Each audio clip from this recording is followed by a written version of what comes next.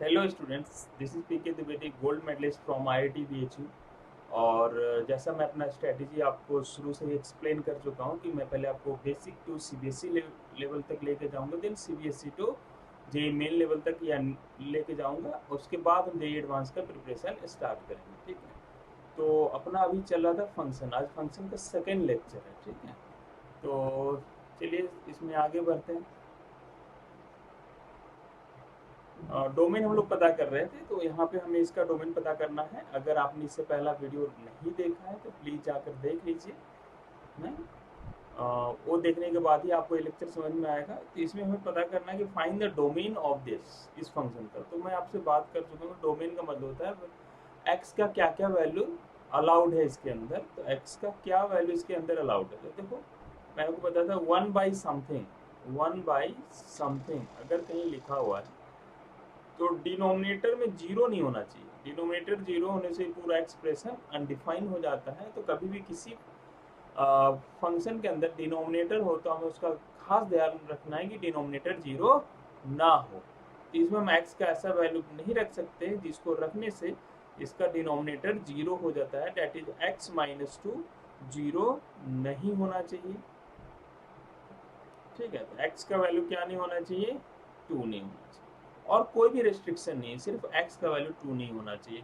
तो इसका अगर डोमेन लिखेंगे आप, तो आप लिखेंगे ऑल रियल नंबर माइनस, उसमें से 2 हटा दीजिए, दिस इज द डोमेन। ठीक है, होप आप इसे समझ पाए होंगे और रूल्स सारे हम पहले लेक्चर में एक्सप्लेन कर चुके हैं। तो वैसे एक क्वेश्चन और है, f of x equal to 1/x² minus 3x plus 2, और हमें इसका डोमेन निकालना है। ठीक है, फिर से हम क्या करेंगे, यहाँ पर डोमेन निकालने में क्या क्या होता है, जो जो फंक्शंस है that must be define.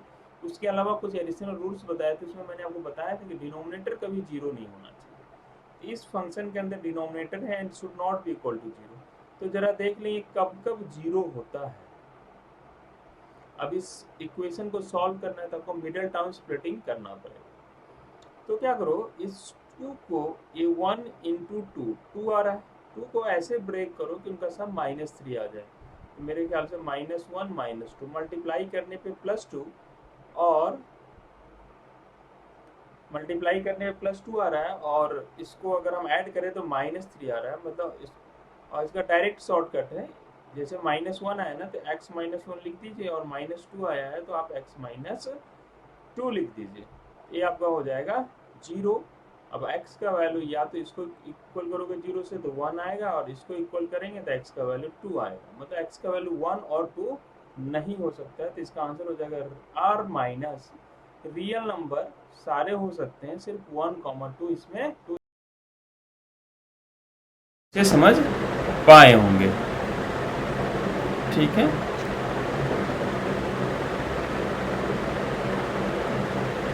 Just a minute.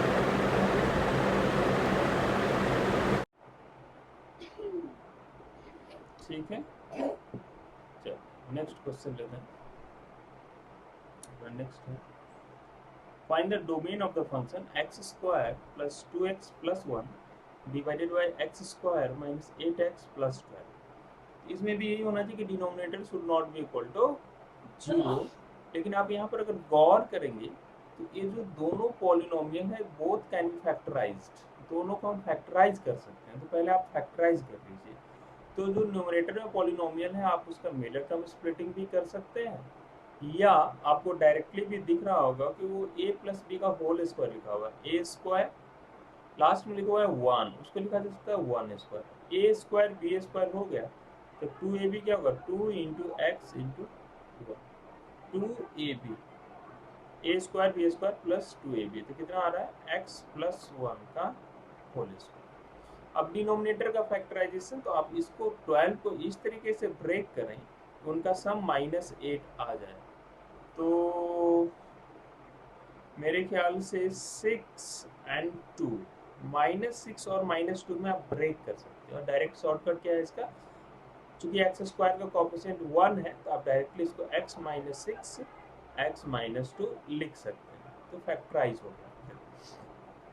अब डोमेन निकालने का पहला रूल है कि जो भी हमारे पास एक्सप्रेशंस है ना, जो भी हमारे पास एक्सप्रेशंस है दैट मस्ट बी डिफाइंड। तो ऊपर एक पॉलिनोमियल है that is defined for all real numbers, और डिनोमिनेटर में भी एक पॉलिनोमियल है that is also defined for all real numbers. तो फंक्शन जो हमारे पास आए हैं उसकी तरफ से कोई प्रॉब्लम नहीं है, कोई रेस्ट्रिक्शन नहीं है। अब इस फंक्शन का स्ट्रक्चर से क्या प्रॉब्लम है, इस फंक्शन के अंदर डिनोमिनेटर है, तो denominator should not be equal to 0, ठीक है। इसका डिनोमिनेटर है x माइनस 6 x माइनस 2, तो ये 0 नहीं होना चाहिए। तो देखते हैं ये कहाँ कहाँ 0 होता है। तो ये आप फर्स्ट फैक्टर को इक्वेट करेंगे तो x का वैल्यू 6 आएगा, और सेकंड फैक्टर को इक्वेट करेंगे तो x का वैल्यू 2 आएगा। तो 6,2 पे 0 आता है। इसका जो डोमेन हो जाएगा ऑल रियल नंबर, और इसमें रेस्ट्रिक्शन क्या है 2 एंड 6, तो इसका डोमेन 2,6 हो गया। समझ पाए होंगे मेरे ख्याल से, तीनों क्वेश्चन एक ही तरीके का था। चलिए आगे बढ़ते हैं, नेक्स्ट क्वेश्चन लेते हैं। Find the domain of this function. अब देखो इसका भी स्ट्रक्चर जो है कुछ उसी तरीके का है। ऊपर एक पॉलिनोमियल है x, इसकी तरफ से कोई दिक्कत है क्या? एक कोई मना करता है कि x का वैल्यू आप कुछ ऐसा है जो नहीं रख सकते इसके अंदर, x का कोई वैल्यू अलाउड है।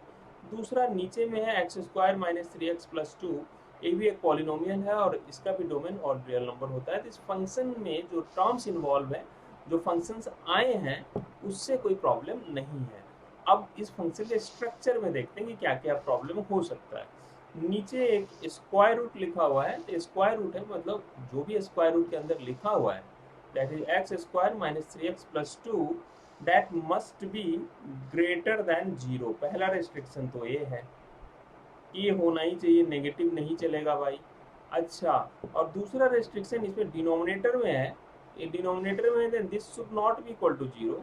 तो मतलब जो square root of x square minus 3x plus 2 0 नहीं होना चाहिए, 0 नहीं होना चाहिए।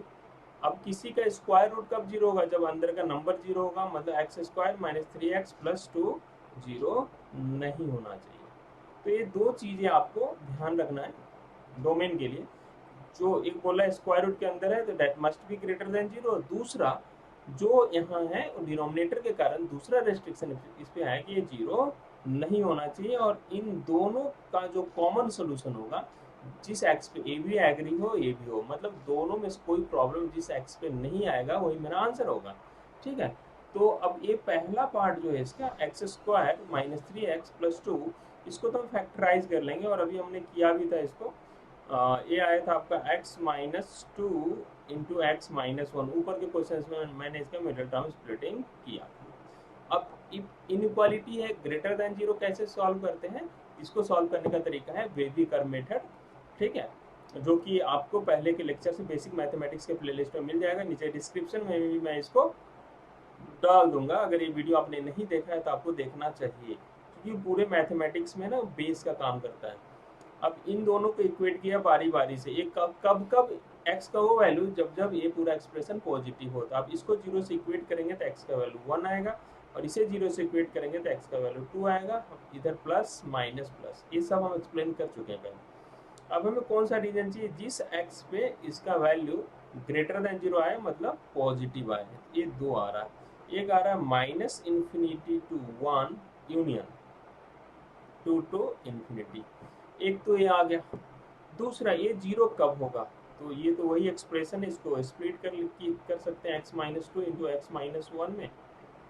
तो ये 0 होगा जब x का वैल्यू 2 और x का वैल्यू 1 है। तो x का वैल्यू 1 और 2 नहीं होना चाहिए, x हमें a लेना है, साथ में 1 2 नहीं आना चाहिए।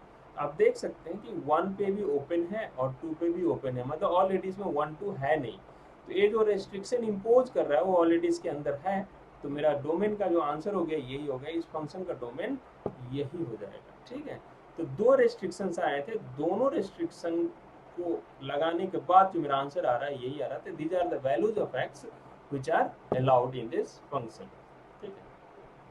अब यहाँ पे देखो, यहाँ भी हमें डोमेन पता करना, और यहाँ बच्चे मिस्टेक करते हैं, वो मैं आपको बताना चाहता हूँ कि किस तरह का मिस्टेक्स बच्चे करते हैं। न्यूमरेटर में इनको दिखा एक्स स्क्वायर माइनस 4, तो उसको ब्रेक कर देंगे बच्चे, 4 को लिख देंगे 2 का स्क्वायर, और डिनोमिनेटर में x माइनस 2। अब a square minus b square को लिखेंगे a plus b into a minus b, that is x plus two into x minus, और डिनोमिनेटर में आ गया आपका x माइनस। अब इस दोनों को हम कैंसिल आउट कर सकते हैं ना, x माइनस टू को x माइनस टू से, लेकिन ध्यान रखना देखो कैंसिलेशन अलाउड है। आप 2/2 को 1 लिख सकते हैं, 2 से 2 को कैंसिल करते हैं। √5/√5 को 1 लिख सकते हैं ना, जो न्यूमरेटर में है वही अगर डिनोमिनेटर में है तो आप कैंसिल आउट करके 1 लिख सकते हैं। लेकिन एक जगह ये रूल गलत हो जाता है, अगर न्यूमरेटर में भी 0 है डिनोमिनेटर में भी 0 है तो 0/0 कैंसिल आउट करके आप 1 नहीं लिख सकते। तो हमें ध्यान रखना है कहीं वैसा गलती तो नहीं कर रही है, क्योंकि ये x के टर्म्स में है और ये 0 भी हो सकता है। तो 0 कब होगा, जब x का वैल्यू आप 2 रख देंगे तो 2 माइनस 2 0 है। ये वैलिड है, लेकिन x should not be equal to 2, x का वैल्यू 2 नहीं होना चाहिए। अगर 2 होता तो हम इसको कैंसिल आउट नहीं कर सकते थे। तो ये आ गया x plus 2, but x should not be equal to 2।